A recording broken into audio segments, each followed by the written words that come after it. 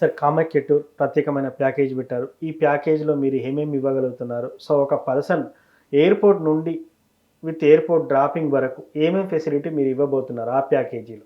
అయితే ఇక్కడ ప్రత్యేకంగా నాతో పాటు ఎవరైతే వస్తున్నారో నా ప్యాకేజ్‌లో ఏముంటుంది అనంటే గనక ఎయిర్‌పోర్ట్ వరకు మీరు రావాల్సుంటుంది. ఎలాగైనా సరే. ఎందుకంటే అందరిని ఒక దగ్గర తీసుకురాలేము.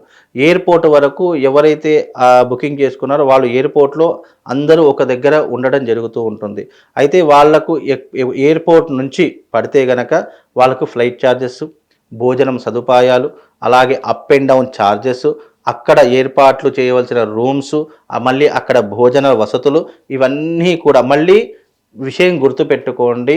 ఒక పూట మాత్రమే భోజనం ఉంటుంది. ఎందుకు అని అంటే మీరు పూజ చేస్తారు కాబట్టి భోజనం ఒక పూట మాత్రమే ఉంటుంది. మామూలుగా పళ్ళు, పలహారాలు లేదు అంటే టిఫిన్ లాంటిది మాత్రమే చపాతీ గానీ, రోటీ గానీ ఇవి మాత్రం తీసుకోవాల్సి ఉంటుంది.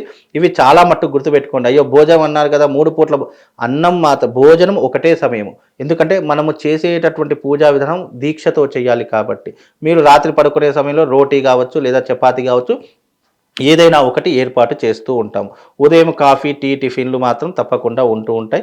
భోజనం మాత్రం ఒకటే పూట ఉంటుంది. ఇది చాలా మట్టుకు గుర్తుపెట్టుకోండి. అలాగే ఇవన్నీ అంటే hotel charges, flight charges, accommodation, ఆ తర్వాత ఫుడ్డు ఇవన్నీ కూడా ఇంక్లూడింగ్ నేను చెప్పేటటువంటి ప్యాకేజ్‌లో ఉంటాయి. మళ్ళీ నేను ఇచ్చే ప్రత్యేకమైనటువంటి యంత్రం ఏదైతే ఉంటుందో ఆ సర్వకార్య సిద్ధి యంత్రం కూడా అదే చార్జెస్‌లో వాళ్ళకు అందజేయడం జరుగుతుంది. ఎంత అనేటటువంటిది మీరు మా నంబర్‌కి మేము అన్నీ ఒక లెక్క వేసుకొని మా యొక్క టెలికాలర్‌కు చెప్తాము. ఆ టెలికాలర్‌ను సంప్రదించినట్టయితే తప్పకుండా మీకు పూజకు కావాల్సిన అన్ని వివరాలు కూడా ఆ టెలికాలర్ మీకు తెలియజేస్తారండి.